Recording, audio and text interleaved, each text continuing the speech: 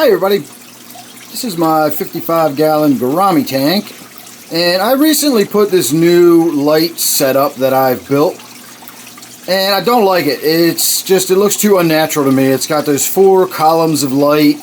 They're too close to the water, and I also don't like the very soft color temperature I put in there. I put a 3000K LED in there, so it's a little too soft, and those 4 sort of odd columns of light do not sit well with me. So what we're going to do is we're going to switch the lights out to 5000K, and we are going to put a homemade hood on top of the tank that stands tall enough up that I will be able to put some lights underneath of it, and it will basically, that's upside down right now, but you can see where I'm going to position 4 LEDs. And I'm going to flip that over. It'll be on top of the tank. The LEDs will obviously be facing downward. And that should put those lights high enough up off of the water surface that we eliminate that 4 columns of light look. And it'll give us a much more even distribution of light. And of course with the 5000K, it should give us that nice, bright, sort of midday appearance as opposed to this very soft, kind of late afternoon appearance. So I'm going to get started on putting this thing together. I haven't even finished building it yet. So we'll call this your before. And there's your after.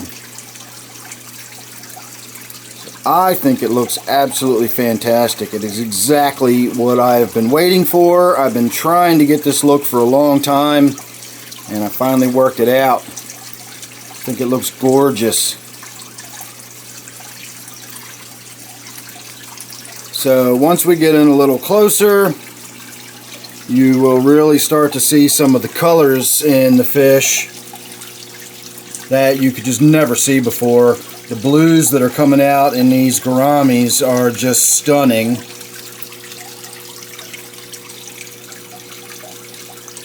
And of course we're also getting a lot of those vibrant red colors. Those red-wag platies look fantastic. Now I will admit the red-wag platies did look a little more vibrant underneath of that softer light. It had so much red in it, of course it was going to make them positively glow with that red color. But they still look pretty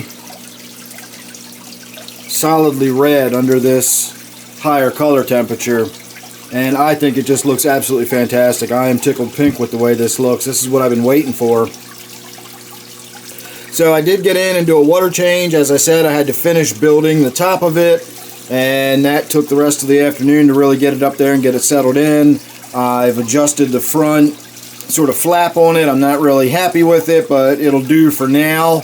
It's keeping the fish inside, and it is white and reflective, so it's helping to keep a lot of that light inside. So in the meantime, I did a water change.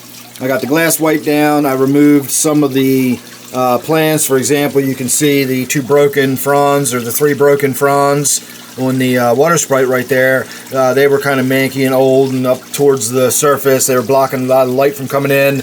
I took a bunch of the Java moss off the backside of that piece of wood right there, and that allows for the water to flow a little more freely. I removed a fairly significant amount of the Java moss off the back of this mass of it as well. And unfortunately, when I got down in here and I started trying to remove a little bit of the Java Windelov that was growing up against the glass, and it was really kind of restricting the flow, a little more broke away than I wanted it to.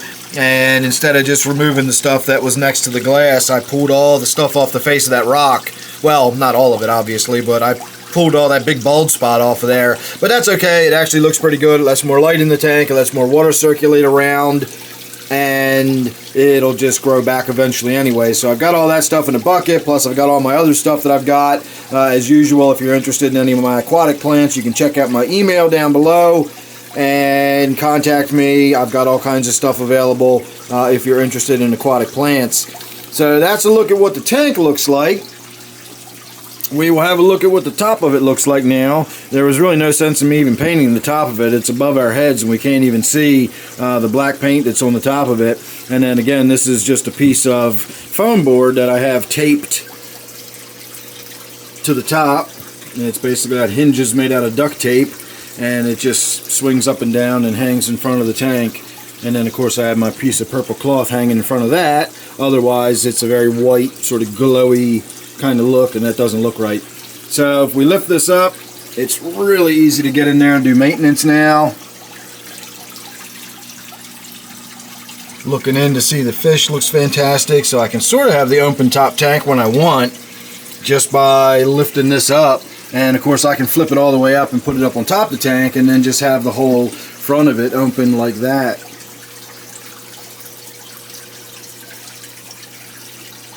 So I am really, really happy with the way this looks. I think it looks so good. So if you were wondering what my other light looked like, it was this. So I told you it was a big working piece of metal. This is a big piece of steel, and then I just cut holes in it and I stuck the 4 floodlights through the holes, gooped a bunch of silicone around them to get them in place, and then I put those same sort of fixtures or same sort of sockets on top of each one of these and just ran one whole 12-foot cord.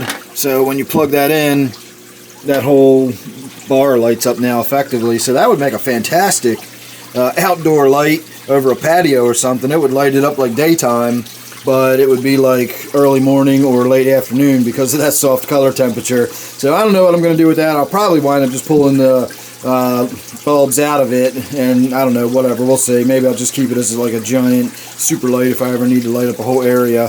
But there you go, everybody. There is my Gourami tank with the new lights on it.